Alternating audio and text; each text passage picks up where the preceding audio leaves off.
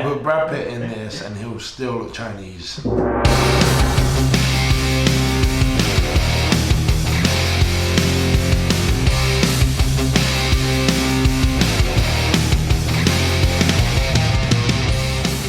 So your right hip's a little more elevated than your left, and you said you're attributing that to a bone spur?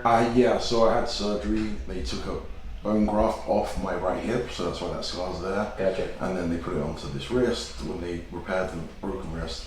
And then since then, a bone spur has formed. Gotcha. Took a graft. So around this area, this is your ASIS, right? And I can feel where that bone spur is, right? I'm not going to press anywhere near it because that's an irritated tissue. Mm-hmm. I'm going to go deep into the hip flexor to try to release that psoas, especially since you got that scar there too. Mm-hmm. That's going to restrict the tissue, so we're going to work out that area. Gotcha. Okay?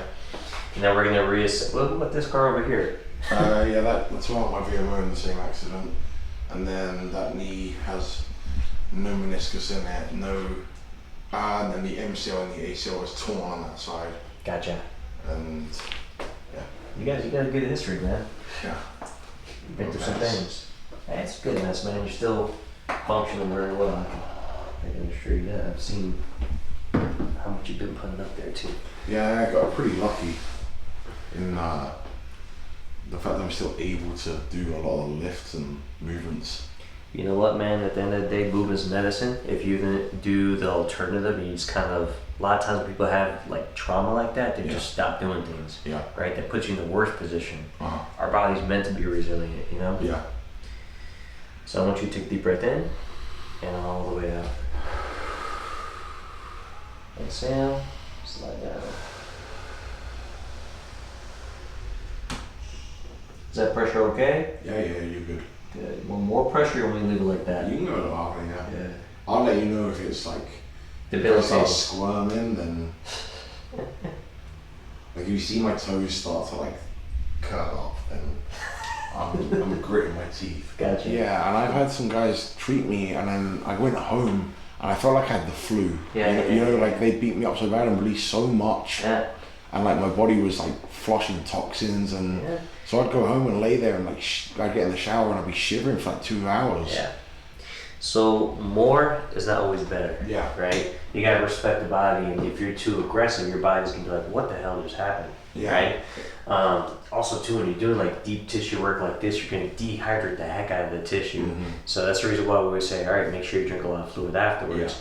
But if you're just going ham on the tissue, like your body's trying to figure out what the heck happened, you know? I had a guy work up on my pec up here, and then by the time I got home and showered, it was all bruised, but like properly bruised. I'm like, I think he might have like caused some micro tears in there. Well, the thing is, when you have bruising like that, you're actually causing tears within the muscle. Yeah. Like even with this, right? This is great, but a lot of times when this first came out, people were bruising like really bad. That's not good. You're supposed to go to the point where you get what we call petechia, which is like the little red like blood vesicles. But if you get any purple or any kind of bruising, that's way too much. Yeah. Way too much. Like I always feel like treatment should have you feeling better, not worse. Yeah, correct. And I had some guys that, it's like the same thing as like when you first have like a personal trainer, right? And I've done it myself when I was young, and I PT'd some people, and I'd try to like hurt them as quick as I could, like almost like try and make them sick. Because I wanted to prove that I was worth. Correct. Like, you know, that was a really hard session. But that's not the best session. Like it's not productive. I like to put the tissue in like different positions because realistically, when you're working out, they're gonna be in some of these positions. Does that enough? It's too much. No, I'm good on that. I mean, it's a lot, but it needs it. So what I want you to do, when I ask you to, I want you to bring your ankle just like here, and then like that, nice and slow, okay? I don't know if someone's deboed a piece of your sock, man. Leave my lucky socks alone. I got a pair of underpants, and I usually like do some posing in them. They're just old, beat up like briefs. My wife over there was like, they got a hole in them. I leave one alone. I love these. They're just so comfy, but I never wear them unless I'm actually just like posing and practicing. Like I just chuck them on, and I'm like, they're so comfy, and like I'm attached to them. I'm like, don't throw those away. I'm the same way. I'll take off my shoe to show you later. I got a little French bulldog. Yeah. And he like tore up like right through here. And I still wear the socks. I got no shame in my game, man. They're comfortable socks. Yeah.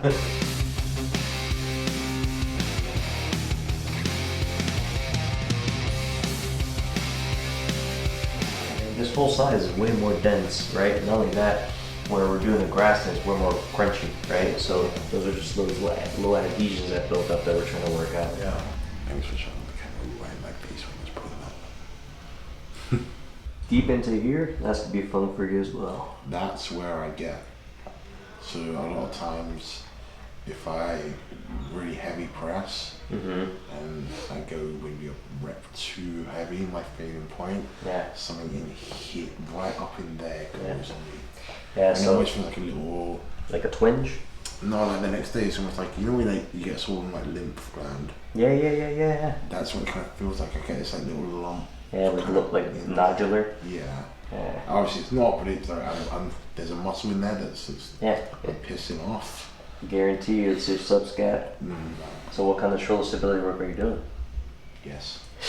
Big I fan. do. Oh yeah? I do. No, I do all my, like, so I do, when I do like, I get a band, then I go over under, then I get a rod, and I go over, back, over and back. Great mobility work. And then I got a short band, I do externals, and then we do like 3 sets of 30 each side, then I do internals 30 each side, and then I start. That's about it. You can do a lot better than that, man. That's old school. Yeah. That little routine is good, right? Yeah. But you're an elite athlete, man. Your routine needs to be a lot more elevated than that, right? That's something I can give anyone walking down that is, that's not used to like kind of warming up the shoulders. You need to almost create shoulder stability with a dynamic movement, right? So have you ever done like any strict press with an earthquake bar? No. Dude, that would be money for you, man. 1, it would be very challenging for you. 2, it would be your rotator cuff, right? And 3 would be like kind of next level kind of stability work you should be doing probably once every other week at least, right? Was it like a standard overhead press, or are you doing bench press, or what? You could do both, man, right? So take that bar, put 2 bands and like a moderately heavy kettlebell on both sides, and just those small perturbations are gonna like facilitate those small muscles. Right, because your global muscles, man, they only help, right? The small guys, they just need to be upregulated more. Gotcha. So that was there. This is what we call petechia, right? So that's the local response that we want to get. That means we're breaking up any local adhesions, small adhesions there, and that's kind of that granular sound that you hear, right?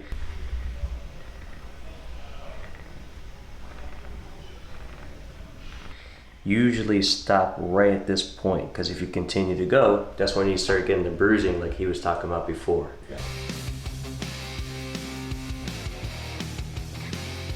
Some things I would really kind of work on with you, Ben, in regards to keeping your lats open, eccentric loading, time and retention, tempo work, right? I would probably lighten the load a little bit and try to focus on like a negative or eccentric load, like 4 to 6 seconds, really open up that lat and then contract all the way through. That'll be helpful for that. In regards to right versus left, unilateral work, right? Unilateral work on the left side will help kind of loosen things on the left side. Same thing though, eccentric work, right? Time of retention and that tempo work will really elongate the tissue, and then you're going to contract it. You're going to show it how that tissue should be able to open up and then contract, right? Those are some things I would focus on. And I know, how do you value like foot rolling and some like hard weighted stretching? Because I do a lot of, so some people that are watching this will know DC style training. So if you know what that is, like part of the training system is once you're done, say you train chest, once you're done training chest, you would then get like a moderate to heavy dumbbell and put the pec into a loaded stretch position for 60 to 90 seconds. So I've been implementing that. I used to do it every time, and then I got lazy doing it. So the last 2 weeks I've put it back, I've written it into my plan. So I put heavy loaded stretches in at the end of the session. You see value in that? I do. I would just be mindful at the end of the session, which is okay. But think about like fourth quarter, right? The muscles will be fatigued. You're putting on tension for a prolonged period. You've already done it before, so your body kind of knows how to receive it. Just when you re-implement to your program, I would keep the load a little lighter and then go back to the loads that you're used to doing. Sure. Right? That way your body can adapt to it, especially if you haven't been doing it for a while. Gotcha. But in general, the theory is great, right? You're just loading it, especially like while the whole muscle is elongated, and you're keeping some stability with it as well. That way your muscle knows how to retain it, opposed to a static stretch, right? It's only short-term gains, but if you're loading it, your body knows what to do with it, right? So I like that. Okay, cool. All right, there you go. So put that in your training as well. All right, so we just got done working with Ben over here. We actually had a couple different things that we thought were going to present one way, but it were exactly the opposite. So we thought his right side would be a lot more tight, just based on his kind of past medical history. But his left side was actually talking a lot more than his right side. And the same for upper extremity. He has a left previous shoulder injury right through here, but his right side is actually pretty more interesting than the left side. The lats on both sides definitely needed a lot of work to help open them up. They responded very quick, but this is something that's going to be very helpful to kind of, one, bring blood there, and really, two, elongate those lats. That way it can help him get back to opening up and kind of posing the way he wants. I'll add to that. When he says interesting, he means painful as hell. That's the technical term. It hurt like hell. So it was more interesting on the right side of my shoulder, which meant it was way more painful on my right side. So but it was good. I feel great. I'm gonna drink a ton of this. I'm gonna go lay down, have a nap, and get a meal in. Yeah. Appreciate that. Appreciate you, man. And if you are in Boca, Redcon 1 Gym, Dr. Eric is your man. Pinnacle Movement Performance. If you need help moving better, feeling better, we got you.